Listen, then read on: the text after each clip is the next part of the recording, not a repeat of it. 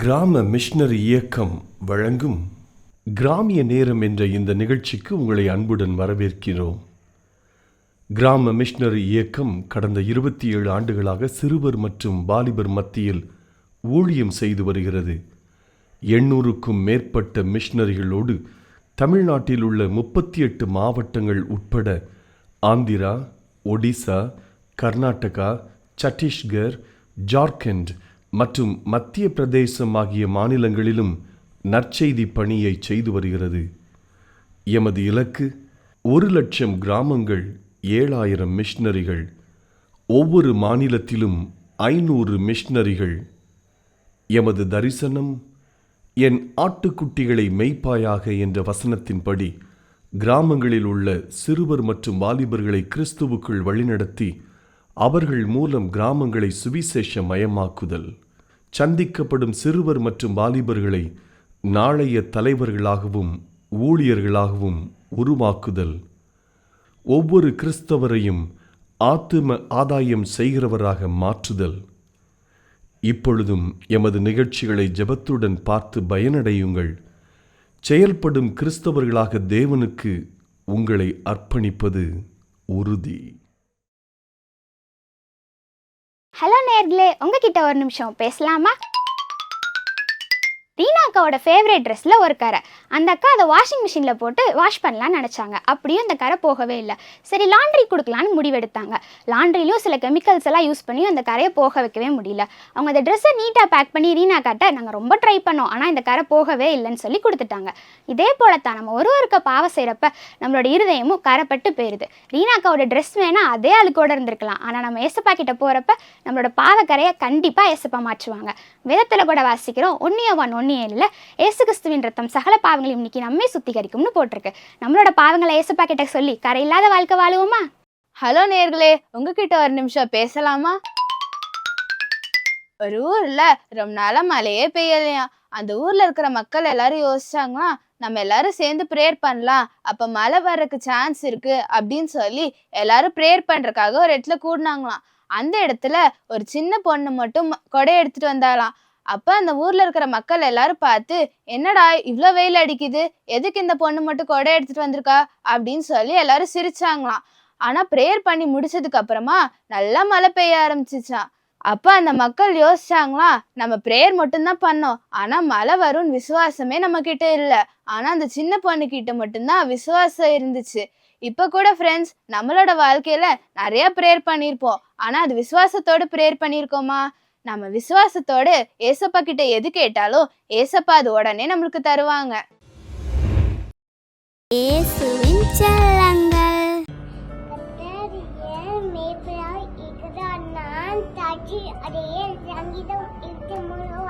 இயேசுவின் செல்லங்கள். மலகான கண்கள் என்னை கண்டதாலே முடிந்ததென்று நினைத்த நான் உயிர் வாழ்கின்றேன். மலகான கண்கள் என்னை கண்டதாலே முடிந்ததென்று நினைத்த நான் உயிர் வாழ்கின்றேன். யாரும் அறியாத என்னை நன்றாய்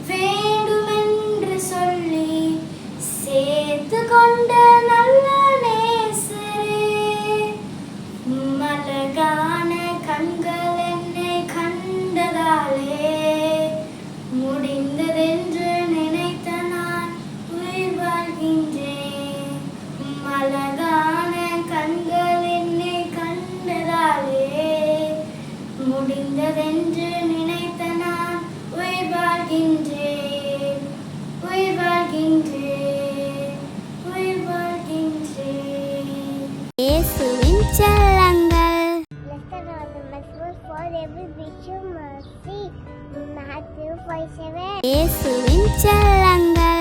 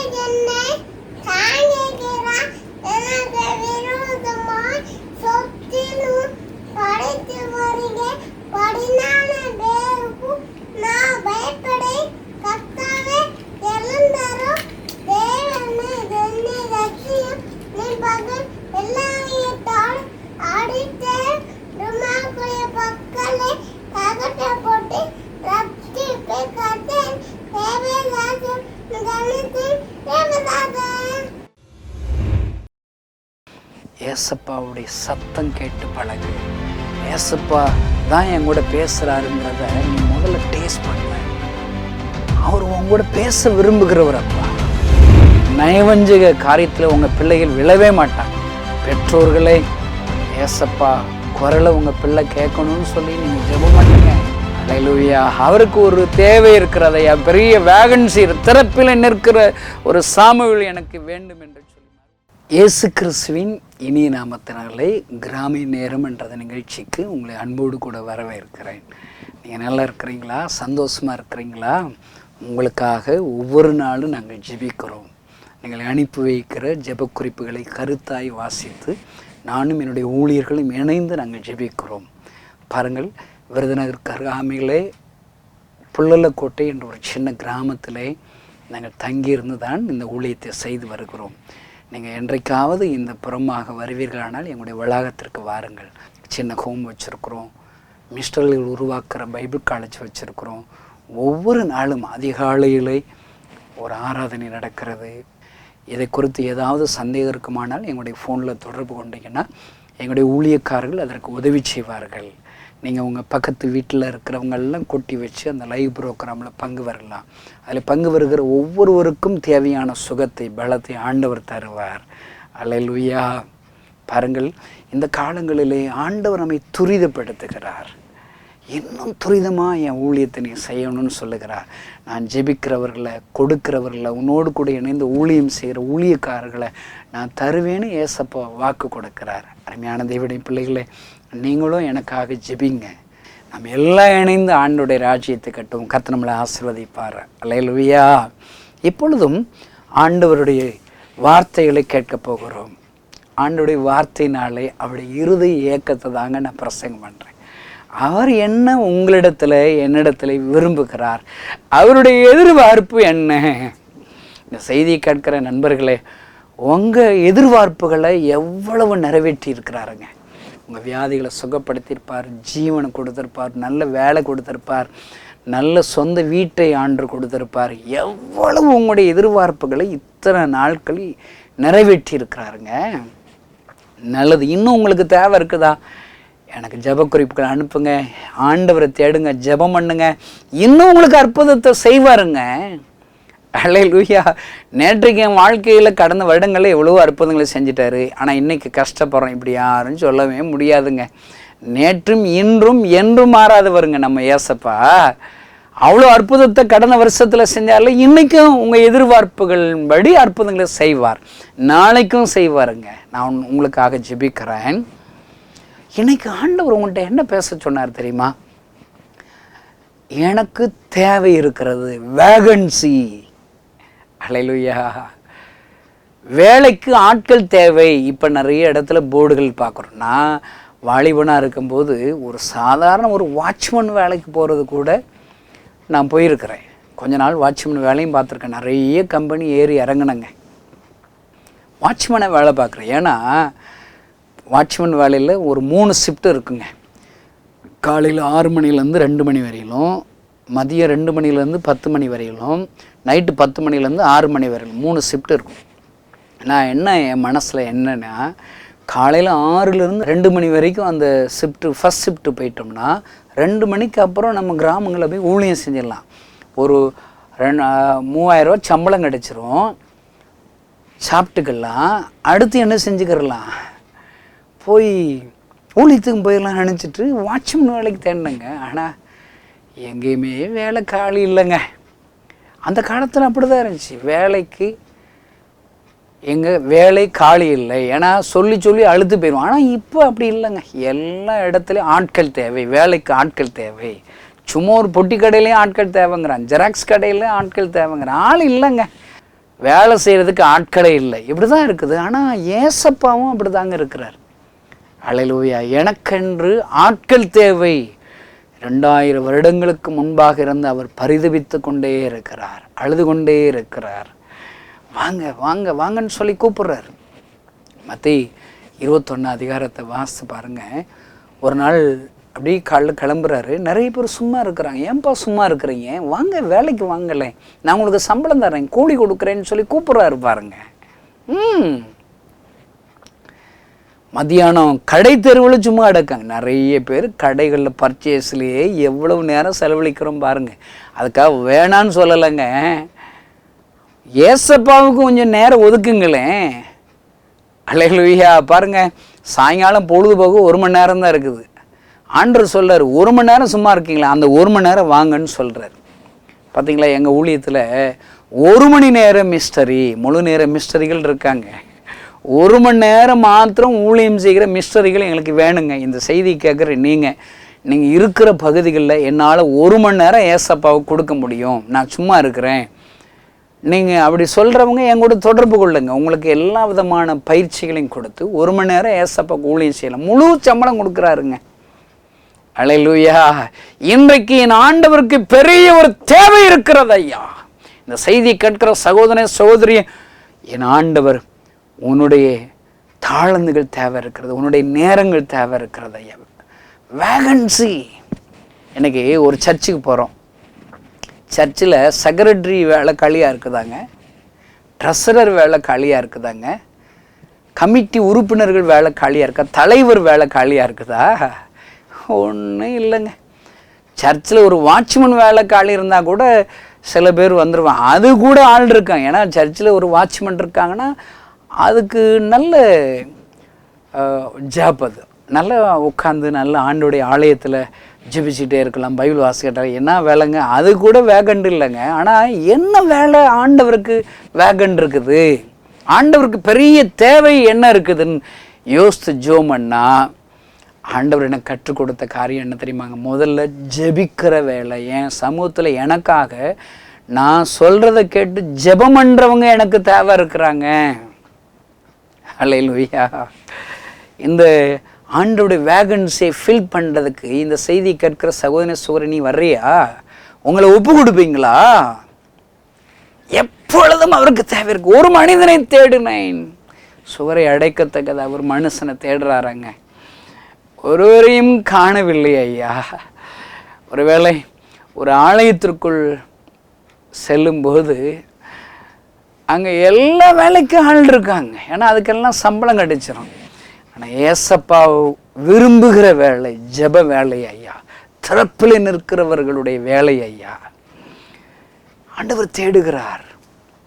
1 சாமுவேல் 1 அதிகாரத்திலிருந்து நீங்கள் வாசித்து பாருங்கள். அங்கு ஒரு சர்ச்சில் ஏலிங்கிற ஆசாரியர் இருக்கிறார். ஏலியுடைய பிள்ளைகள் அசிஸ்டன்ட் பாஸ்டர்களாக இருக்கிறாங்க. ஆனால் ஆண்டவர் அந்த ஆலயத்திற்கு போய் தேடுகிறார். யாரை தேடுகிறார்? ஒரு சாமுவேலை என் ஆண்டவர் தேடுகிறார். அவருடைய மனசுல பெரிய பாரம் இருக்குதுங்க. அந்த பாரத்தை சொல்லுவதற்கு ஆட்களை தேடுகிறார் ஐயா. ஆண்டவர் ஒரு சிறு பையனுடைய நித்திரையிலிருந்து எழும்ப செய்கிறார். எனக்கு 4 பிள்ளை இருக்கிறேன். என் பிள்ளைகள் யாராவது தூங்குனா யாரும் என்னை பார்க்க வர விட மாட்டேன், என் ரூம்குள்ளே பிரவேசிக்க விட மாட்டேன், கதவு சத்தம் கேட்கக்கூடாது, ஒரு சவுண்டு வைக்க விட மாட்டேன். என் பிள்ளை தூங்குறாங்கல்ல, ஒரு தகப்பனா என் பிள்ளைகள் தூங்குறத நான் ரசிக்கிறேங்க. தூக்கத்தில் என் பிள்ளைகளை யாராவது எழுப்ப முடியுமாங்க? நான் கோவம் வந்துருங்க எனக்கு. நான் சின்ன பிள்ளை தூங்குறத நம்ம டிஸ்டர்ப் பண்ண மாட்டோம்ல, எந்த அப்பா அம்மாவும் டிஸ்டர்ப் பண்ண. நான் ஆண்டவர் பாங்க, ஒரு சிறு பையன் தூங்குறான், சாமுவேல் தூங்குறான், ஆண்டவர் அவனை தட்டி எழுப்புறாரு பாருங்க, சாமுவேலே கூப்பிடுறாரு பாருங்க. ஏன் ஆண்டவரே, என் மனசுல ஒரு பெரிய ஒரு பாரம் இருக்கிறது, தேவை இருக்கிறது, யாராவது ஒருவரிடத்தில் நான் அதை சொல்ல வேண்டும் என்று சொல்லி ஒரு சிறுபையன் சாமுவேலை தேடுகிறார். ஒரு முறை அல்ல, 2 முறை அல்ல, மறுபடியும் மறுபடியுமாக சாமுவேலை என்று கூப்பிடுகிறார். அவர் எத்தனை தடவை கூப்பிட்டாலும் அந்த சின்ன பையன் பாருங்க, அவனுக்கு தெரிஞ்சதெல்லாம் ஏலி தாத்தா குரல் தான் தெரியும். இன்னைக்கு நிறைய கிறிஸ்தவங்க கூட இருக்கிறவங்க குரல் மட்டும்தாங்க தெரியுது. ஏசப்பாவுடைய குரல் தெரிய வேண்டாமாங்க?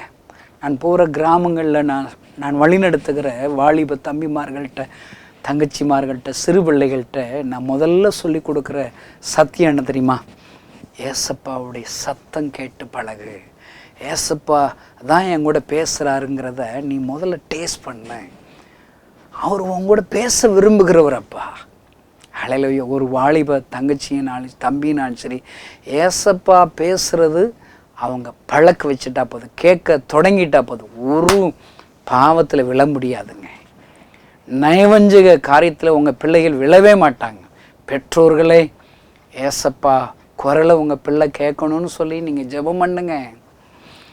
ஆமென். பாருங்கள், ஆண்டவர் சாமுவேலை தேடுகிறார். ஹல்லேலூயா. அவருக்கு ஒரு தேவை இருக்கிறதையா, பெரிய வேகன்சி திறப்பில் நிற்கிற ஒரு சாமுவேல் எனக்கு வேண்டும் என்று சொல்லி மறுபடியும் அவனை பேர் சொல்லி கூப்பிட்டு சொல்லும் அடியேன் கேட்கிறேன் என்று சொல்ற வரைக்கும் ஆண்டவர் அங்கேயே காத்திருக்கிறாருங்க. நான் என்ன செய்வேன், ஒருக்கு கூப்பிட்றேன், நான் கூப்பிட்ற சத்தம் கேட்காம இன்னொருத்தர்கிட்ட போய் ஏலிகிட்ட பேசுகிறது போல் பேசிகிட்டு இருக்கிறாங்க. ஒரு தடவை கூப்பிட்றேன், 2வது கூப்பிடுறேன், அதுக்கு மேலே நான் கூப்பிட மாட்டேங்க. என்னடா அவன் கூப்பிட்டுட்டு இருங்க போகிறான், இனி வேண்டாம் அப்படின்னு சொல்லி நான் வெளியே கிளம்பிடுவேங்க. ஆனால் ஆண்டவர் பாருங்க, சாமுவேலுக்காக ஆண்டவர் வெயிட் பண்ணுகிறார். எப்பொழுதாவது அவன் சொல்லும் அடியேன் கேட்பான் என்று சொல்லுகிற அந்த வார்த்தைக்கு கீழ்ப்படுகிற வரை, அவரை நோக்கி முழங்கால் படியிட்டு ஜெபிக்கிற வரை காத்திருக்கிறார் ஐயா. இந்த செய்தியை கேட்கிற சகோதரனே சகோதரி, உனக்காக எத்தனை வருடங்கள் என் ஆண்டவர் காத்திருக்கிறாரோ, எத்தனை நாட்கள் ஐயா எப்பொழுது நீ அவருடைய சமூகத்தில் வருவாய்? ஆண்டவரே, நான் உமக்கு என்ன செய்ய வேண்டும்? நான் இருக்கிறேன், இதோ நான் இருக்கிறேன், சொல்ல மாட்டேன் கேட்கிறேன் என்று நீ சொல்லுகிற அந்த ஒரு சில வார்த்தைகளுக்காக அவர் ஏங்கி உன்னையே துரத்தி காத்து கொண்டிருக்கிறாரே. God is waiting for you. அருமையான கிறிஸ்தவ நண்பனை, உனக்காக அவர் காத்திருக்கிறார். நீ அவருக்கு தேவையாக இருக்கிறாய் ஐயா. ஏசப்பாவுக்கு நீ தேவை, அல்லது ஜெபிக்கிறவர்கள் தேவை. பாருங்க, நான் அடிக்கடி நான் போகிற இடங்களெல்லாம் ஒன்று சொல்கிறேன். விருதுநகரில் ஒரு பைபிள் புக் ஸ்டாப்பில் இந்த பைபிள் நான் வாங்கினேன். நான் ஒரு போய் வாங்கினேன். என் பைபிளில் என்ன தெரியுமா போட்டிருக்கு? 1 மணி நேரமாவது ஜெபிக்கணும்னு ஏசப்பா என்கிட்ட எதிர்பார்க்கிறாருங்க. ஆமென். ஏசப்பா சொன்ன பிறகு நான் எப்படிங்க 1 மணி நேரம் ஜெபிக்காமல் தூங்க முடியும்? என்னால் முடிந்த அளவிற்கு ஆண்டவருடைய சமூகத்தில் அவருடைய எதிர்பார்ப்புகளை நிறைவேற்றுவதற்கு நான் பிரயாசப்படுகிறேன். நான் மற்றவங்கள்ட்ட கேட்குறேன், உங்கள் பைபிள்லையும் அதான் போட்டிருக்குதா? ரியலி 1 மணி நேரம் ஜெபிக்கணும்னு உங்கள் பைபிளில் போட்டிருக்குதாங்க? உங்கள் ஊர் பைபிளில் நீங்கள் வாங்கினீங்களா? உங்கள் ஊர் பைபிளில் போட்டிருக்குதா? அப்போ என்ன செய்யணும்? அவருடைய எதிர்பார்ப்பை நீங்கள் நிறைவேற்றணும்ல. சகோதரனை, என் ஆண்டவர் உன்னை தேடுகிறார். ஒரு தேவை இருக்கிறது ஐயா, தேவை இருக்கிறது. அல்லேலூயா.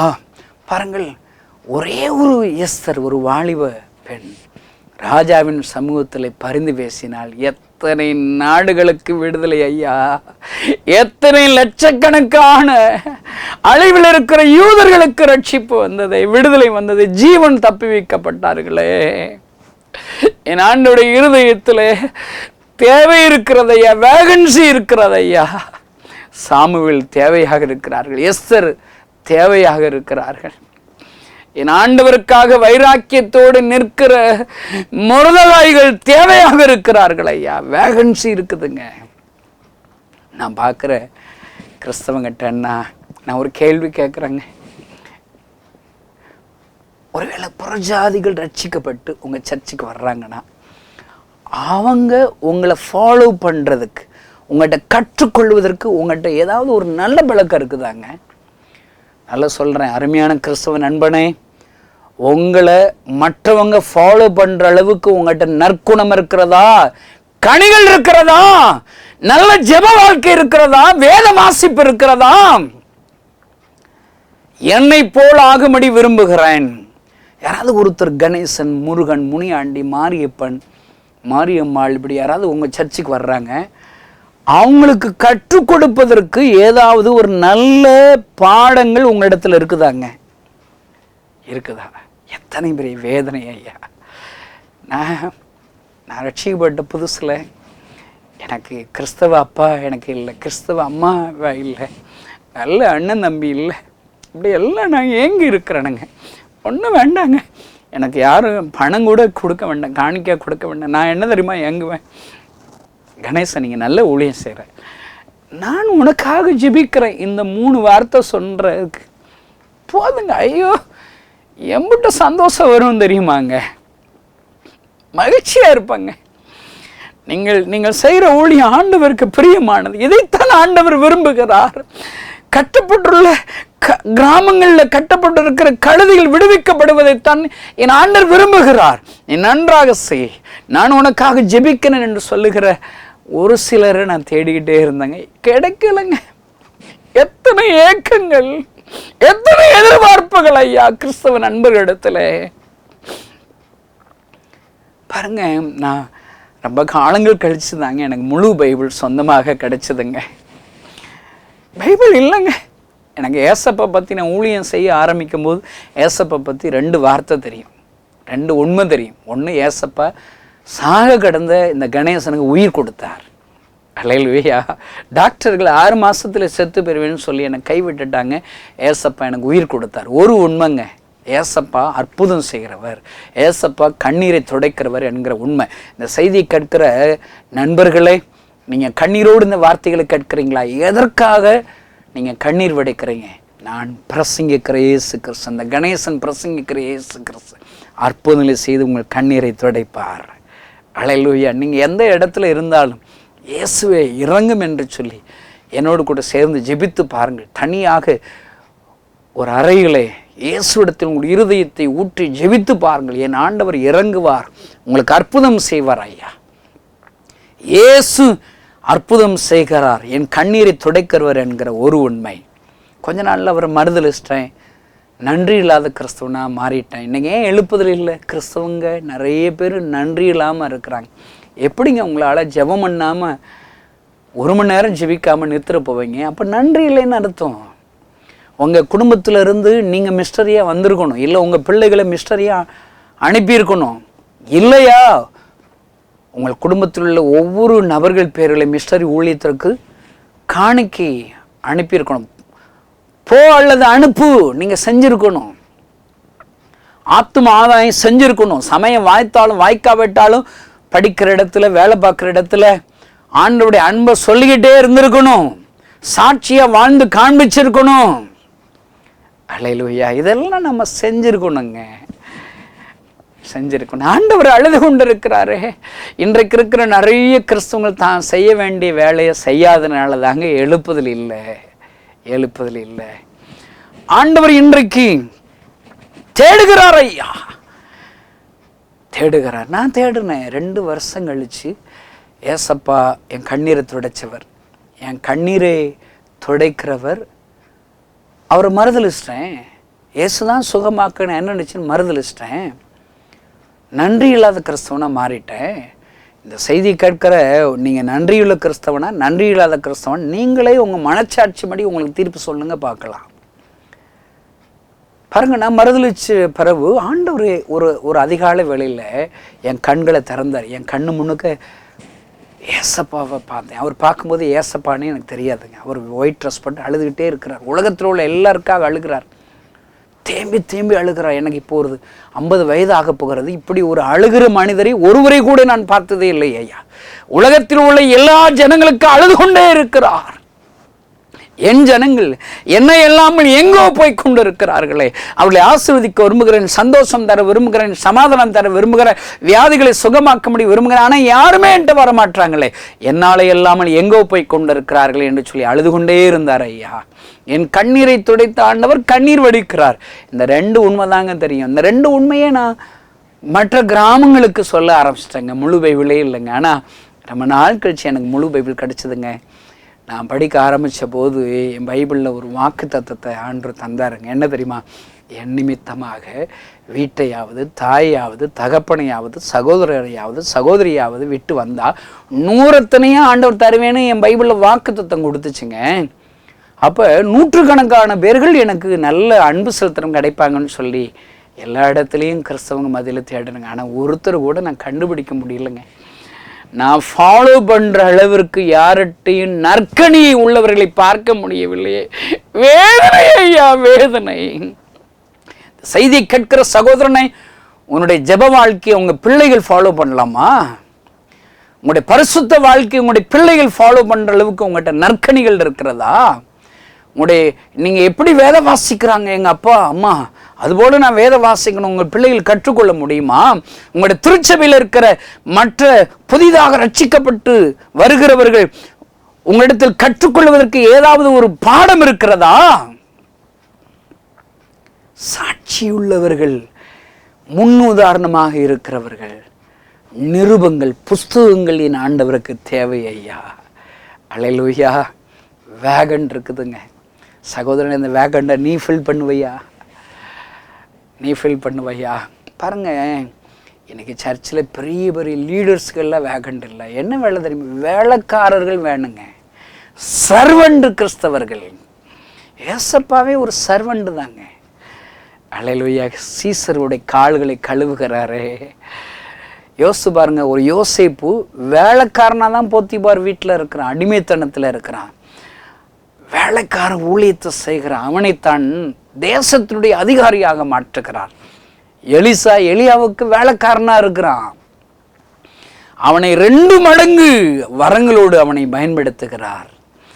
அல்லேலூயா. அருமையான தேவனுடைய பிள்ளைகளை, கிறிஸ்தவ ஊழியக்காரர்களிடத்தில் வேலைக்காரர்களுடைய சிந்தனை இருக்க வேண்டும் ஐயா, கனிகள் இருக்க வேண்டும் ஐயா. அப்படிப்பட்ட தாழ்மையுள்ள ஒரு கிறிஸ்தவளாக ஒரு வேலைக்காரனை போன்று உங்களை ஒப்பு கொடுக்கிற பெரிய ஒரு வேகண்ட் இருக்குதுங்க. அல்லேலூயா. ஆண்டவருடைய சமூகத்திலையும் அந்த தாழ்மை இருந்தால் தாங்க ஜெபிக்கவே முடியும். தாழ்மை இருந்தால் தான் ஆத்ம ஆக்களை ஆதாயம் பண்ண முடியும். தாழ்மை இருந்தால் தான் ஆண்டவருக்காக செயல்பட முடியும். என் ஆண்டவருக்கு ஒரு பெரிய ஒரு தேவை இருக்கிறது ஐயா. இன்னும் அடிக்கடி நான் ஜெபிக்கிற பெரிய ஜெபம் என்ன தெரியுமா? தேபோராட்கள் என் ஆண்டவருக்கு தேவைங்க. பாருங்க, நியாயாதிபதிகளின் புஸ்தகம் 5ஆம் அதிகாரத்தில் 7ஆம் வசனத்தில் போட்டிருக்குது, தேபோரலாகி நான் எழும்பும் அளவும் இஸ்ரவேலிலே நான் தாயாக எழும்பும் அளவும் கிராமங்கள் பாழாய் போய்ங்கண்ணே. இன்றைக்கு ஆண்டவருக்கு வேகன் இருக்குதுங்க. ஒரு தாய் கிடைச்சா போதும், ஒரு தேபோரால் கிடைச்சா போதும். செய்தி கேட்கிற சகோதரியே, நீங்கள் ஒரு தேவராளை ஒப்பு கொடுங்க. நான் எல்லா பட்டணங்கள்லையும் தேவராட்களை எனக்கு தாங்க ஏசப்பான்னு சொல்லி நான் ஜெபிக்கிறேன். இந்த செய்தியை கேட்குற நீங்கள் வர்றீங்களா? ஒரு தேவரால் என்ன ஊழியத்துக்கு வர வேண்டாங்க. இருக்கிற இடத்துல வாரத்தில் ஒரு நாள் ஒரு 10 பேர், ஒரு 5 பேர், இல்லை 2 பேராக கூப்பிட்டு ஒரு ஜெப கூட்டம் வாரத்தில் ஒரு நாள் ஆரம்பிங்க. நீங்கள் தாங்க தேவரால். நீங்கள் மட்டும் இருக்கிற பட்டணத்தில் தேவரால ஒரு ஜெபக்குழுவை நீங்கள் ஆரம்பிங்க. உங்கள் பட்டணத்தை சுற்றிலும் இருக்கிற கிராமங்களை ஏசப்பா அசைச்சிருவாருங்க, சொந்தமாக்கிடுவாருங்க. ஏன் இன்றைக்கு கிராமங்கள் பாழாய் போயிருக்கிறது? போதை வஸ்துக்கள் பெருகிவிட்டது. ஒருவேளை 10 வயது 12 வயது ஒரு சிறுவர்கள் கூட சிகரெட் குடிக்கிறார்கள், பீடி குடிக்கிறார்கள், சாராயம் குடிக்கிறார்கள். கிராமத்தில் உள்ள மாணவியர்கள், வாலிப பிள்ளைகள் சாராயம் குடிப்பது தவறே இல்லை, அதுல என்ன இருக்கு? இப்படி சொல்ல ஆரம்பித்து விட்டார்களே. பாழாய் போய்விட்டது ஐயா. அருமையான, ஏன் காரணம்? என் ஆண்டவர் தேவையோடு இருக்கிறார். தேவராட்கள் எழும்பவில்லை ஐயா, நான் இருக்கிறேன், நான் தாயாக எழும்புகிறேன் என்று சொல்லி அநேகர் எழும்பாததினாலே இன்றைக்கு கிராமங்கள் பாழாய் கிடக்கிறதே. ஆமென். அருமையான இந்த செய்தியை கேட்கிற சகோதரனே, ஆண்டவருடைய மனதில் தேவை இருக்கிறது ஐயா. பிக் வேகன்சி இருக்குதுங்க. வேலைக்காரர்களை ஒப்பு கொடுக்கிறவங்க வேகன்சி இருக்குது. ஜெபிக்கிறதுக்கு, ஜெப வேலையை செய்வதற்கு, ஜெப ஊழியத்தை வேகன்சி இருக்குதுங்க. அல்லேலூயா. யோசேப்பா செயல்படுறவங்க வேகன்சி இருக்குதுங்க. நீங்கள் வர்றீங்களாங்க? ஏசையா பாருங்க, யாரை அனுப்புவேன், யார் நமது காரியமாக போவான்? ஏசையா அந்த அன்பை அறிந்து அவன் சொல்லுகிற ஜெபம் என்ன? என்னை அனுப்பும், நான் இருக்கிறேன் ஐயா. இப்படிப்பட்ட பல ஆயிரங்களில் ஆண்டவருக்கு தேவை ஐயா. நான் ஏன் இன்றைக்கு ஊழியம் செய்கிறேன்? நெருக்கம் இருக்குதுங்க, கஷ்டம் இருக்குதுங்க, ஆமாம் இருக்குதுங்க. நிறைய பேர் இன்னும் தேவைங்க. இவ்வளோ பெரிய ஊழியக்காரனாக இருக்கிறேன், ஆஃபீஸ் ஒர்க், அட்மினிஸ்ட்ரேஷன் செய்வதற்கு என்ற ஆட்களே இல்லைங்க. அவ்வளவு அறிவு உள்ளவங்க யாரும் இங்கே வரமாட்டுறாங்க. சாதாரணமாக காணிக்க கொடுக்குறவங்களுக்கு ஒரு சின்ன ஒரு ரிப்போர்ட் அனுப்புறது, அந்த மாதிரி வேலைக்குன்னா என்கிட்ட வேகன் இருக்குது. என் மேலே அன்பு செலுத்துகிற தகப்பன்மார்களுக்கு வேகன் இருக்குது. எனக்காக ஜெபிக்க வேண்டிய தாய்கள் எனக்கு தேவை, வேகன் இருக்குது. எங்களை உற்சாகப்படுத்துவதற்கு ஒரு பெரிய ஒரு தேவை இருக்கிறது ஐயா, தேவை இருக்கிறது. ஆனால் பெரிய வேகன்சிங்க. இயேசு அழுது கொண்டே இருக்கிறார். இந்த கண்களினால் அவருடைய அழுகிற அந்த முகத்தை பார்த்தேன், இந்த காதுகளினால் அவருடைய அழுகிற சத்தத்தை கேட்டேன். என் கண்ணீரை துடைத்தவர் கண்ணீர் வடிக்கிறாரே. ஏசையா தன்னை அர்ப்பணித்தது போல 25 வருடங்களாக இந்த கணேசன் ஏசப்பாவிடத்தில் அர்ப்பணித்திருக்கிறேன் ஐயா. என்ன அர்ப்பணிப்பு? ஏசப்பா அழாதீங்க, நான் இருக்கிறேன். ஏசப்பா அழாதீங்க, என்னால் முடிஞ்சதை நான் செய்கிறேன். என்னால் டெப்த்தாக பிரசங்கம் பண்ண முடியாது, பாட்டு நான் பாட முடியாது, டான்ஸை ஆட முடியாது. ஆனால் என்னால் என்ற ஊழியத்தை, உங்களுடைய அன்பை, சாட்சியை மற்றவர்களுக்கு என்னால் பிரசங்கிக்க முடியும். நான் வந்து விட்டேன் ஐயா. ஏசப்பா அழாதீங்க, நான் இருக்கிறேன் ஐயா. நீங்களும் ஒப்பு கொடுங்களேன். ஏசப்பா உங்களுக்கு என்ன தேவையோ அந்த தேவைக்கு என்னை ஒப்பு கொடுக்குற ஆண்டவரே. ஒப்பு கொடுப்பீர்களா?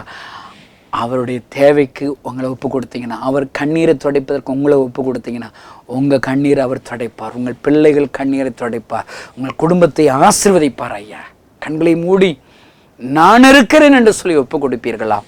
பரலோகத்தில் இருக்கிற எங்கள் நல்ல தகப்பனே, என்னை அனுப்பும், நான் இருக்கிறேன் என்று ஏசை அர்ப்பணித்தது போல, ஏசப்பா அழாதீங்க, நான் இருக்கிறேன் என்று இந்த கணேசன் அர்ப்பணித்தது போல, உம்முடைய தேவையை அறிந்து தன்னை தெபோராளாக, ஒரு எஸ்தராக, ஒரு யோசேப்பாக, ஆண்டவரை யாரெல்லாம் வேலைக்காரராக இப்பொழுது அர்ப்பணிக்கிறார்களோ அவர்களை எடுத்து பயன்படுத்துவீராக. அவளை அநேக ஆயிரங்கள் லட்சங்களுக்கு எடுத்து பயன்படுத்தும்.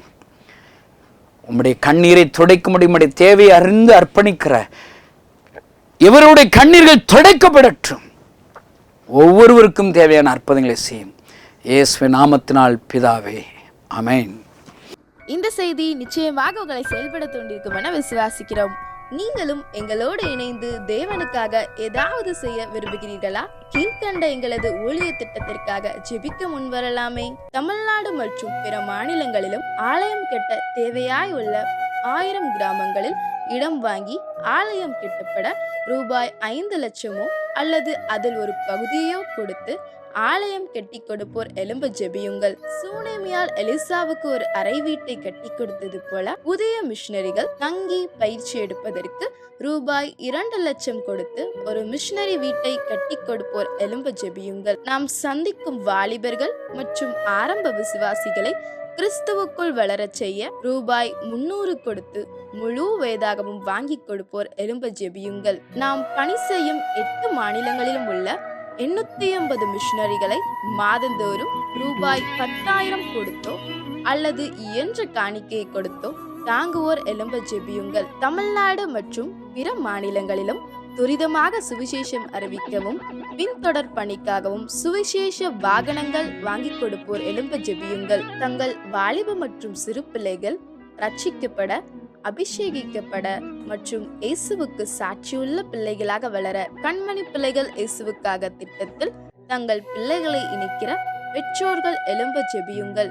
இந்தியா முழுவதிலும் இன்னும் துரிதமாக நம் மிஷனரி பணிகள் நடக்க மாதந்தோறும் அல்லது வருடத்திற்கு ஒரு முறையாவது ரூபாய் 1000 கொடுத்து எழுப்புதல் விரும்பும் பங்காளர் திட்டத்தில் இணைகிற அநேகர் எழும்ப ஜெபியுங்கள். மேலும் எங்களோடு தொடர்பு கொள்ள விரும்பினால் திரையில் காணும் எங்கள் முகவரியும் குறித்துக் கொள்ளுங்கள்.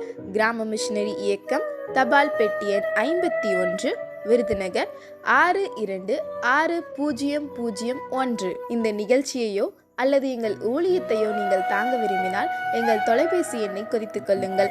7378000444. கர்த்தர் தாமே உங்களை ஆசீர்வதிப்பாராக.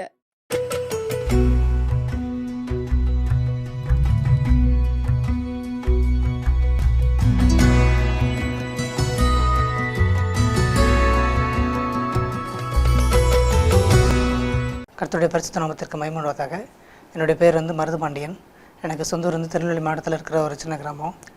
நான் ஆண்டவர் அறியாத குடும்பத்தில் பிறந்தேன். என்னுடைய அப்பா அம்மா எல்லாருமே ஆண்டவர் அறியாமல் தான் இருந்தாங்க. எங்கள் அப்பா சின்ன வயசுலேருந்து என்னை கடவுள் நம்பிக்கை இல்லாதவனா வளர்த்தாங்க. ஏன்னா எங்கள் அப்பாவுக்கும் சின்ன வயசுலேருந்து கடவுள் நம்பிக்கை இல்லை, மனுஷன்தான் எல்லாம், அது குரங்குல இருந்தால் மனுஷன் வந்தான்னு சொல்லிட்டு அவங்க அறிவியல் நம்பிட்டு இருந்தாங்க. அப்படியே சின்ன வயசுலேருந்து எனக்கும் கடவுள், நம்ம இந்த உலகத்தில் கடவுள்லாம் இல்லை அப்படின்னு சொல்லி எனக்கும் சொல்லி கொடுத்து எங்கள் அப்பா வளர்த்தாங்க. அதனால் எனக்கும் கடவுள் நம்பிக்கை இல்லை. இப்படி இருக்கிற சூழ்நிலையில் நான் என்னுடைய ஸ்கூல் படிக்கும்போது, அதாவது ஒரு 6வது படிக்கும்போது ஃப்ரெண்ட்ஸோடு சேர்ந்து ஒரு 11 வயசுலேயே சிகரெட் குடிக்கிறதுக்கு ஆரம்பிச்சிட்டேன். சிகரெட் குடிக்கிற பழக்கத்துக்கு அடிமையாயிட்டேன். அப்புறம் கொஞ்ச நாட்கள் போக அப்புறம் காலேஜ் படிக்கும்போது ஃப்ரெண்ட்ஸோடு சேர்ந்து குடிக்க ஆரம்பித்தேன். அப்படி ஒவ்வொரு பாவங்களாக என்னுடைய வாலிப வயசில் உள்ளே வர ஆரம்பிச்சது. கண்களின் நிச்சயங்கள், மாம்சத்தின் நிச்சயங்கள். வாழ்க்கையில் பிரயோஜனமாக எதுக்குமே நான் செலவழிக்கலை. ஏதாவது புக்ஸ் படிக்கிறது அந்த மாதிரி எதுவுமே நேரம் செலவழிக்காமல் ரொம்ப டைமை வேஸ்ட் பண்ணிகிட்டு இருந்தேன். நான் தனியாக இருக்கும்போது ரொம்ப மன அழுத்தத்தினால பாதிக்கப்பட்டேன். ரொம்ப டிப்ரெஷன் ஆயிடுச்சு எனக்கு. ஏற்கனவே பாவ போராட்டங்கள் வேறு, தனிமையாக இருந்து மன அழுத்தத்தினால ரொம்ப பாதிக்கப்பட்டு ரொம்ப ஒரு மென்டலாகிற, பைத்தியமாகிற கண்டிஷனுக்கு ரொம்ப போயிட்டேன். இப்படி இருக்கிற சூழ்நிலையில் சரி நம்ம வாழ்ந்து என்ன பிரயோஜனம் அப்படின்ற மாதிரி எனக்குள்ளே எண்ணங்கள் வந்துச்சு. பிசாசு என்ன பண்ணானா அப்படின்னா, உன்னால் எதுவுமே முடியாது, நீ எதுக்குமே உதவ மாட்டேன் அப்படின்னு சொல்லி எனக்குள்ளே ஒரு தாழ்வு மனப்பை என்னை கொண்டு வந்துக்கிட்டே இருந்தான். நீ உயிரோடு இருக்கிறத காட்டிலும் செத்து போயிரு, அதான் உனக்கு ஒரு நிம்மதி அப்படின்னு சொல்லி எனக்கு உணர்த்திக்கிட்டே இருந்தான். நானும் யோசிக்க ஆரம்பித்தேன். எனக்கு ஒரு பாவத்திலேருந்து விடுதலை இல்லை. நான் டிப்ளமோ ட்ரிபிள் படிச்சிருக்கேன், படித்த படிப்புக்கு ஏற்ற வேலை கிடைக்கல. அப்படி இருக்கிற சூழ்நிலையில் 2016 வருஷம் நான் யோசிச்சுக்கிட்டே இருந்தேன். நம்மளால் எதுவுமே முடியல, நம்ம உலகத்துலேயும் சாதிக்க முடியல, பாவத்தையும் மேற்கொள்ள முடியல அப்படின்னு சொல்லி தற்கொலை பண்ணிக்கலாம் அப்படின்னு சொல்லி முடிவெடுத்தேன். நான் எங்கேயாவது போய், அதாவது ஊட்டி, கொடைக்கானல் அந்த மாதிரி மலைகள் அந்த சைடு போயிட்டு ஆள் நடமாட்டம் இல்லாத இடத்துல போய் தற்கொலை பண்ணிக்கலான்ற ஒரு முடிவில் இருந்தேன். ஆனால் தற்கொலை பண்ணதுக்கும் எனக்கு தைரியம் இல்லை. வாழ்க்கை எது வரைக்கும் போகுதோ அது வரைக்கும் போகலாம் அப்படின்னு சொல்லிட்டு நான் வீட்டிலே இருந்தேன். வேலைக்கு போகாமல் வீட்டிலே சும்மா தான் இருந்தேன். இந்த மாதிரி ஒரு சூழ்நிலையில் தான் எங்களுடைய பெரியப்பா பையன், என்னோட அண்ணமரம் உண்டு, அவங்க எனக்கு ஆண்டவரை இயேசு கிறிஸ்துவை பற்றி சொன்னாங்க. எடுத்தோடனே இயேசு தான் உண்மையான கடவுள்னு சொல்லி சொல்லாமல் அவங்க என்ன சொன்னாங்கன்னா, நம்ம ஏன் இந்த உலகத்துக்கு வந்தோம், எதுக்காக படைக்கப்பட்டோம், நம்ம மரித்தா எங்கே போவோம் அப்படின்னு சொல்லி கேள்விகள்லாம் கேட்டாங்க. எனக்கு அதுக்கு எதுக்குமே பதில் சொல்ல தெரியலை. நான் நீங்களே சொல்லுங்களேன் அப்படின்னு சொல்லி சொன்னேன். அப்போ அவங்க சொன்னாங்க, மனுஷனாக பிறந்த ஒவ்வொருத்தருக்கும் கடவுள் நோக்கம் வச்சுருக்காரு, அந்த நோக்கத்தை நம்ம தெரிஞ்சுக்கிட்டால் மட்டும்தான் சொர்க்கம், அதாவது பரலோகம் போக முடியும் அப்படின்னு சொல்லி சொன்னாங்க. அப்போது என்ன சொல்ல வராங்கன்னு எனக்கு புரியலை. நம்மளை படைத்த கடவுள் ஒருத்தர் இருக்கார், அவர் இயேசு. நம்ம அவரை தான் வணங்கணும். நம்ம அவருடைய சித்தத்தை செஞ்சால் மட்டும்தான், அவர் நமக்கு வச்சுருக்கிற நோக்கத்தை செஞ்சால் மட்டும்தான் சொர்க்கத்துக்கு போக முடியும்னு சொல்லி சொன்னாங்க. அப்போது சரி, நீங்கள் இயேசு தான் உண்மையான கடவுள்னு சொல்கிறீங்க, நான் எப்படி நம்புறது அப்படின்னு சொல்லி கேட்டேன் அவங்கள்ட்ட. அப்போது அவங்க சொன்னாங்க, நீ ஏசப்பா கிட்ட ஜெபம் பண்ணு, ஏசப்பா அவங்க கூட பேசுவாங்க அப்படின்னாங்க. எனக்கு அது வரைக்கும் யாரும் கடவுள் மனுஷங்கிட்ட பேசுவாங்க, அவங்க கூட பேசுவாங்க அப்படின்னு சொல்லி யாரும் சொன்னதில்லை. சரி, அவங்க சொல்கிறாங்க அப்படின்னு சொல்லிட்டு நான் என்னுடைய வீட்டில் தனியாக நைட் டைமு முழங்கால் போட்டு இதை மட்டும் சொன்னேன். ஏசப்பா, நீங்கள் உண்மையான கடவுளாக இருந்தால் என் கூட பேசுங்க, எங்கள் அண்ணன் சொல்கிறாங்க நீங்கள் தான் உண்மையான கடவுள், என்னை படைத்தது நீங்கள் தான் சொல்கிறாங்க அப்படின்னு சொல்லிட்டு நான் முழங்கால் போட்டு ஒரு 2 டைமு சொல்லிவிட்டு எழுந்திரிச்சிட்டேன். எனக்கு ஒன்றும் பெருசாக தெரியலை, எந்த ஒரு மாற்றமும் இல்லை. ஏசப்பாவும் என்கிட்ட பேசலை. அப்போ நான் எங்கள் அண்ணன்ட்ட மறுபடியும் நான் கேட்டேன், என்ன நீங்கள் ஏசப்பா பேசுவீங்கன்னு சொன்னீங்களே, ஏசப்பா என்கிட்ட பேசலையா அப்படின்னு சொல்லி சொன்னேன். அவங்க சொன்னாங்க, நீ சின்ன வயசுலேருந்து செஞ்ச பாவங்கள்லாம் அறிக்கைட்டு ஜெபம் பண்ணு, ஏசப்பா கிட்ட சொல்லி ஜெபம் பண்ணு, உனக்கு எது எது ஞாபகத்தில் இருக்கோ அதெல்லாம் அறிக்கைட்டு ஜெபம் பண்ணு அப்படின்னு சொல்லி சொன்னாங்க. அப்போ நான் என்னுடைய பாவங்கள்லாம் அறிக்கைட்டு ஜெபம் பண்ண ஆரம்பித்தேன். இயேசுக்கிட்ட என்னுடைய பாவத்தெல்லாம் அறிக்கைட்டு ஜெபம் பண்ண எனக்கு உலகம் தர முடியாத சந்தோஷம், சமாதானம் கிடைச்சிது. நான் அதுக்கு முன்னாடி எவ்வளோ சினிமா பார்த்துருக்கேன், ஃப்ரெண்ட்ஸோடு சேர்ந்து ஊர் சுற்றிருக்கேன், குடிச்சிருக்கிறேன், வெறிச்சிருக்கிறேன். அப்படியெல்லாம் கிடைக்காத சந்தோஷம் வந்து ஆண்டவர் வந்து எனக்கு ஏசப்பா வந்து எனக்கு கொடுத்தாங்க. நான் ஒரு புதுசாக பிறந்த மாதிரி எனக்கு ரொம்ப சந்தோஷமாக இருந்துச்சு. எனக்குள்ள ஒரு சொல்ல முடியாத அளவுக்கு சந்தோஷத்தினால ஏசப்பா வந்து நிரப்பினார். என் உடம்பு பார்த்திங்கன்னா நார்மலாகவே ரொம்ப ஹீட்டாக இருக்கும். ஆண்டவர் ஏற்றுக்கிட்டதுக்கப்புறம் நான் என்னுடைய கண்கள்லாம் ரொம்ப பளிச்சுன்னு தெரிய ஆரம்பிச்சது. ஒரு ஐஸ் கட்டி தூக்கி தலையில் வச்சா எப்படி இருக்குமோ, ரொம்ப ஜில்லுன்னு இருக்குமோ அப்படி ரொம்ப உடம்பே ஜில்லுன்னு மாறிடுச்சு. இப்படி ஒவ்வொரு நாளும் நான் என்னுடைய பாவங்கள்லாம் அறிக்கிட்டு ஏசப்பா கிட்டே ஜெபம் பண்ணும்போது ஏசப்பா வந்து எனக்கு சமாதானம் கொடுத்தாங்க. நான் விட முடியாத பாவங்கள்லேருந்து எனக்கு விடுதலை கொடுத்தாங்க. அப்புறம் ஒரு நாள் ஒரு இரவு நேரத்தில் வந்து நான் முழங்கால் போட்டு என்னுடைய ரூமில் எப்போதும் போல் ஜபிச்சுட்டு இருந்தேன். அப்போது ஒரு நாள் அந்த மாதிரி ஜபிச்சுட்டு இருக்கும்போது பாரத்தோட கண்ணீரோட ஜெபம் பண்ணிட்டு இருந்தேன். அப்படி ஜெபம் பண்ணிகிட்டு இருக்கும்போது ஏசப்பா வந்து உன்னுடைய பாவங்கள்லாம் மன்னிச்சிட்டேன் அப்படின்னு சொல்லி உணர்த்தினாங்க. அப்போ எனக்கு ஒரு இன்னும் அதிகமான ஒரு சமாதானம் கிடைச்சிது. அப்படியே ஜபத்தில் இருந்துக்கிட்டே இருக்கும்போது ஏசப்பா வந்து சொன்னாங்க, ஏசாயா 55:3 அப்படின்னு சொல்லி ஒரு வசனத்தை சொன்னாங்க. எனக்கு மறுபடியும் டவுட்டாக இருந்துச்சு, ஏசாயா 55:3 அப்படின்னு சொல்லி கேட்டேன். ஆமாம், ஏசாயா 55:3 அப்படின்னு சொன்னாங்க. சரி, அது நமக்காக தான் கேட்குறது போல இருக்குது அப்படின்னு சொல்லிட்டு நான் வந்து விட்டுட்டேன். அது பைபிள் எடுத்து பார்க்கலாம், அந்த மாதிரி ஒரு வசனம் இருக்காமா இல்லை தெரில அப்படின்னு சொல்லிட்டு பார்க்கலாம் அப்படின்ட்டு நான் ஒரு டவுட்லேயே விட்டுட்டேன். அப்புறம் முழங்கால் போட்டு ஜெபம் பண்ணி முடிச்சதுக்கப்புறம் எழுந்திரிச்சு வந்து பார்த்தேன், பைபிள் எடுத்து பார்த்தேன். ஏசாயா 55:3 அப்படின்னு சொல்லி ஏதாவது வசனம் இருக்கான்னு சொல்லி பைபிளை பார்த்தா வசனம் இருந்துச்சு. அது என்ன வசனம் அப்படின்னா, உங்கள் செவிகளை சாய்த்து என்னிடத்தில் வாருங்கள், கேளுங்கள், அப்பொழுது உங்கள் ஆத்துமா பிழைக்கும். தாவீது கர்லின நிச்சயமான கிருபைகளை உங்களுக்கு நித்திய உடன்படிக்கையாக ஏற்படுத்துவேன்னு சொல்லி ஏசப்பா பேசினாங்க. எனக்கு இன்னும் ஏசப்பா மேலே நம்பிக்கை வந்துச்சு. ஏசப்பா உயிருள்ள தெய்வம் தான், நம்மளுடைய பாவத்தை மன்னிக்கக்கூடியவர் அவர் தான், நம்மளுடைய பாவத்தை மன்னிக்கிறதுக்கு அவர் ஒருத்தருக்கு தான் அதிகாரம் இருக்குது அப்படின்னு சொல்லி நான் உணர்ந்தேன். என்னுடைய சொந்த ரட்சகராக ஏசப்பாவை நான் ஏற்றுக்கிட்டேன். கொஞ்சம் கொஞ்சமாக என்னுடைய வாழ்க்கை வந்து ரொம்ப ஒரு சமாதானமாக பரிசுத்தமாக ஏசப்பா வந்து மாற்றினாங்க. அப்புறம் நான் எனக்கு படித்த படிப்புக்கு வந்து வேலை கிடைக்கலன்னு சொல்லி வருத்தப்பட்டு இருந்தேன். அப்புறம் கோயம்புத்தூரில் வந்து எனக்கு யார் எனக்கு வந்து சுவிசேஷன் சொன்னாங்களோ அதே அண்ணன் கூட வந்து கோயம்புத்தூரில் நான் ஒன்றா ஒர்க் பண்ண முடியாத சூழ்நிலையை கிடச்சிது. அண்ணன் ஏசப்பா கொடுத்தாங்க. நான் அங்கே கோயம்புத்தூருக்கு போனேன். 6 மாதம் நானும் எங்கள் அண்ணனும் எனக்கு சுவிசேஷன் அண்ணனும் ஒன்றா ஒர்க் பண்ணோம். கோயம்புத்தூரில் ஒர்க் பண்ணிகிட்டு இருக்கும்போதே அங்கே இருக்கிற பக்கத்தில் இருக்கிற சர்ச்சுக்கு போனோம். சர்ச்சுக்கு போய் அங்கே ஞானஸ்தானம் எடுத்தோம். ஞானஸ்தானம் எடுத்து அதுக்கப்புறமும் நாங்கள் 2-3 கம்பெனிகளில் வந்து சேர்ந்து வேலை பார்க்குறதுக்கு ஆண்டவர் கிருபை கொடுத்தாரு. நாங்கள் ஃப்ரீயாக இருக்க டைம்களெல்லாம் நிறையா ஆண்டவருடைய செய்திகள் கேட்போம். ஊழியக்காரருடைய செய்திகள் கேட்டு ஆண்டவருக்குள்ளே வளர்ந்துக்கிட்டு ஆண்டவருடைய வசனங்கள் கேட்டு அப்படியே தான் பைபிளை தியானிச்சுட்டு ஆவிக்குரிய காரியங்களை பேசி பேசி ஒவ்வொரு நாளும் அப்படியே தான் நேரத்தை செலவழிச்சிட்ருப்போம். ஆண்டவர் எங்களை அந்த மாதிரியான ஒரு அற்புதமான வழியில் நடத்தினார். அதுக்கப்புறம் கடைசியாக பெங்களூரில் நான் ஒர்க் பண்ணிகிட்ருந்தேன். 2020 வருஷத்தில் ஒர்க் பண்ணிகிட்ருந்தேன். ஒர்க் பண்ணிகிட்டு இருக்கும்போது நான் ஏசப்பா கிட்டே ஜெபம் பண்ணேன். ஏசப்பா, என்னுடைய வாழ்க்கையில் எந்த முன்னேற்றமே இல்லையே, நான் நிறைய கம்பெனியில் ஒர்க் பண்ணியிருக்கேன், ஆனாலும் எந்த கம்பெனிலையும் நிரந்தரமாக வேலை பார்க்கவே முடியலையே. 6 மாதம் 5 மாதம் தான் வேலை பார்க்க முடியுது, அதுக்கு மேலே வேலை பார்க்க முடியல. என்ன காரணம் ஏசப்பா, என்னை குறித்து என்னை செத்து வச்சுருக்கீங்க, எதிர்காலத்தை குறித்து எனக்கு பயமாக இருக்குன்னு சொல்லி நான் ஒரு நாள் ஆண்டவர்கிட்ட ஜெபம் பண்ணேன். அப்போ ஏசப்பா வந்து ஒரு ஊழியக்காரன் மூலமாக பேசினாங்க. நீ வந்து என்னுடைய ஊழியத்துக்கு வா அப்படின்னு சொல்லி பேசினாங்க. நான் அப்புறம் என்னுடைய வேலையை ரிசைன் பண்ணிவிட்டு ஏசப்பாவோட ஊழியத்தை முழு நேரமாக செய்கிறதுக்காண்டி 2021 வருஷம் ஊழியத்துக்கு என்னை ஒப்பு கொடுத்து முழுவதுமாக அர்ப்பணித்து ஊழியத்துக்கு வந்துட்டேன். 2021 ஊழியத்துக்கு வந்தேன். இப்போ 2023 முடிஞ்சு 2 வருஷத்துக்கு மேலே ஆண்டவர் வந்து நிறுத்திய ஊழியத்தின் பாதையில் நடத்தினார். அநேகருக்கு வந்து நான் ஒரு பாவத்தில் கட்டுண்டவனாக கிடந்தேன்.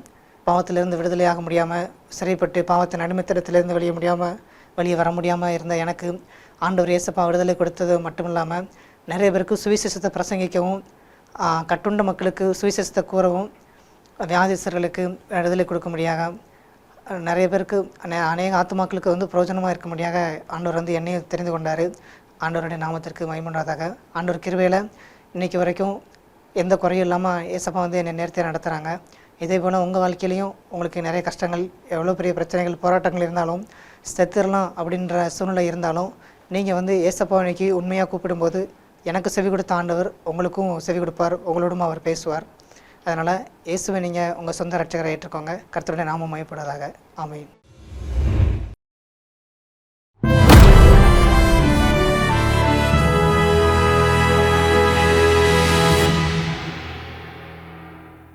ஊழியத்துக்கு போனால் உற்சாகமாக இருக்கும், நல்லா இருக்கும், நல்லது இருக்கட்டும். எப்பயுமே இந்த உணர்வுகள் வாழ்க்கையில் ஒரே மாதிரி இருக்காது.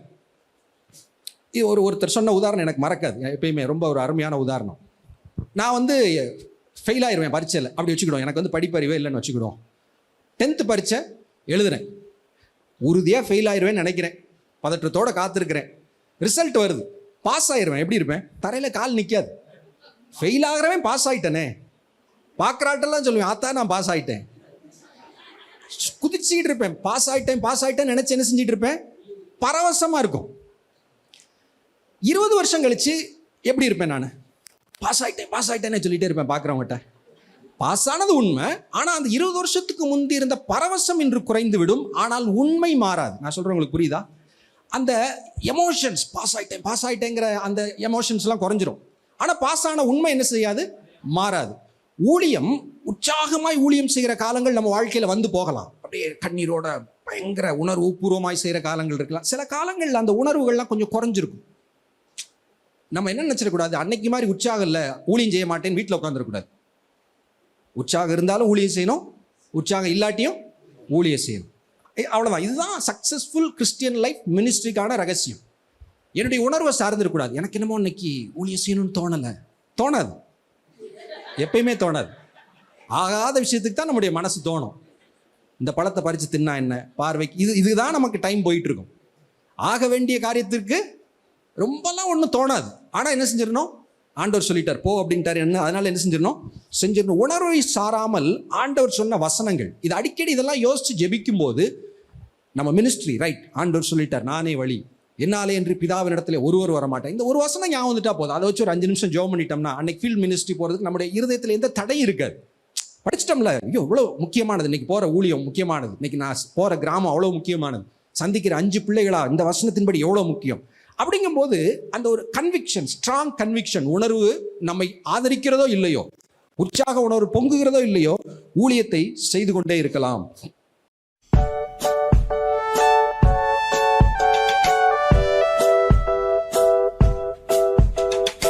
இன்னைக்கு நாம ஒரு குட்டி பாட்டு கத்துக்கலாம். சின்ன தம்பி தங்கையே ஓடி ஓடி வா, இயேசுவிடம் சென்றிடலாம் ஓடி ஓடி வா. சின்ன தம்பி தங்கையே ஓடி ஓடி வா, இயேசுவிடம் சென்றிடலாம் ஓடி ஓடி வா.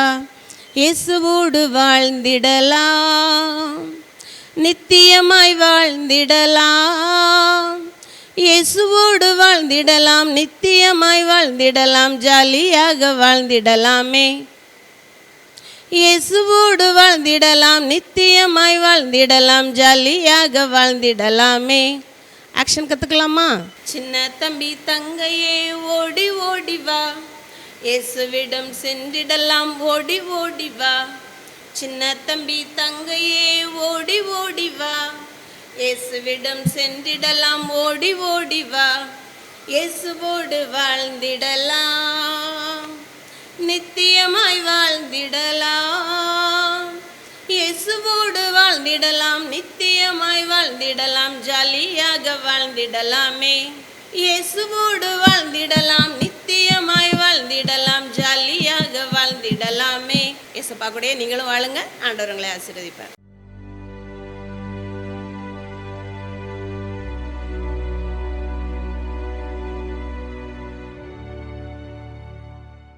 கிறிஸ்துவுக்குள் பிரியமானவர்களே, ஆண்டவராகிய இயேசு கிறிஸ்துவின் நாமத்தினாலே உங்கள் யாவருக்கும் என்னுடைய அன்பின் வாழ்த்துக்களை தெரிவிக்கிறேன். ஆண்டவர் உங்களை ஆசீர்வதிப்பார். 1873ஆம் ஆண்டு ஹவாய் தீவு பகுதியிலே அங்கே இருக்கிற மக்களுக்கு குஷ்டரோகம் அதிகமாக காணப்பட்டது. அந்த குஷ்டரோகிகள் மத்தியிலே ஜோசப் டேனியன் என்கிற ஒரு கத்தோலிக்க மிஷனரி ஒருவர் அங்கே பணி செய்யும்படியாய் புறப்பட்டு போனார். அவர்களுக்காக டெய்லி ஜெபம் பண்ணுவார், டெய்லி சுவிசேஷம் அறிவிப்பார். ஒரு நாள் அவர்களுக்கு மத்தியில் ஒரு சின்ன சிற்றாலயத்தை கட்டி வாரம் ஆராதனை நடத்த ஆரம்பித்தார். ஆனாலும் 12 வருடங்கள் அவருடைய ஊழியத்தில் ஒரு பலன் கூட என்ன செய்யலை, இல்லை. ஒரு பலனும் இல்லாமல் சோர்ந்து போன ஜோசப் டேனியன் அவர்கள் திரும்பவும் தன்னுடைய நாட்டுக்கு போகணும்னு சொல்லி, பெல்ஜியம் அவருடைய சொந்த நாடு, பெல்ஜியத்துக்கு போகணும்னு சொல்லி கப்பல் ஏற போனார். போகும்போது அவருடைய உள்ளங்கையில் ஏதோ ஒரு சின்ன வெண்புள்ளிகள் காணப்பட்டது. வெண்புள்ளிகள் காணப்பட்ட உடனே அவர் கையை பார்த்தா அந்த ஜனங்களுக்குள் இருந்த குஷ்டரோகம் இவருக்கும் மெதுவாய் பரவி இவருடைய கை முழுவதும் குஷ்டரோகமாக மாறிவிட்டது. இவருக்கு ரொம்ப சந்தோஷம். ஆண்டவரினுடைய ஜெபத்தை கேட்டு பெரிய அற்புதம் செய்தார் என்று சொல்லி ஆண்டவரை துதித்தார். மறுநாள் அவர் பயணத்தை ரத்து செய்துவிட்டு திரும்பவும் அந்த மக்களிடத்தில் போனார். போய் இங்கே பாருங்கள், நானும் உங்களில் ஒருவனாய் மாறிவிட்டேன், நானும் உங்களில் ஒருவனாய் மாறிவிட்டேன் என்று சொல்லி தன் கையில் இருந்த குஷ்டரோகத்தை அவர்கள் எல்லாருக்கும் காண்பித்து அவர்களோடு கூட ஒன்று இணைந்து அந்த ஹவாய் தீவிலே ஊழியத்தை ஆரம்பித்தார். அதன் பின்பாக அங்கு ஒரு பெரிய எழுப்புதல் ஏற்பட்டது. அங்கே இருக்கிற அநேக குஷ்டரோகிய மக்கள் ஆண்டவரை ஏற்றுக்கொண்டார்கள் என்று சொல்லி ஒரு ஆர்டிக்கலில் வாசித்தேன். அன்பானவர்களே, ஜோசப் டேனியன் போன்ற நீங்களும் நானும் மாற வேண்டிய சூழ்நிலையில் இருக்கிறோம். கபடி ஊழியத்தை விட்டு விடுவோம். கர்த்தரோடு கூட இணைந்து அந்த ஜனங்கள் மீது உண்மையான அன்பு செலுத்தி ஆண்டவருடைய நற்செய்தியை செய்து இந்த தேசத்தை இயேசுவுக்கு சொந்தமாய் மாற்றுவோம். டிக்கெட்லாம் எடுத்தாச்சு, அமெரிக்கா தேசத்துக்கு போகணும் அப்படின்னு சொல்லி அவங்க வீட்டை விட்டு வெளியே வரக்கூடாது அப்படின்னு சொல்லி அந்த தேசத்தின் சட்டம். எத்தனை வருஷ கனவு இன்னைக்கு நிறைவேறாம போயிடுச்சு.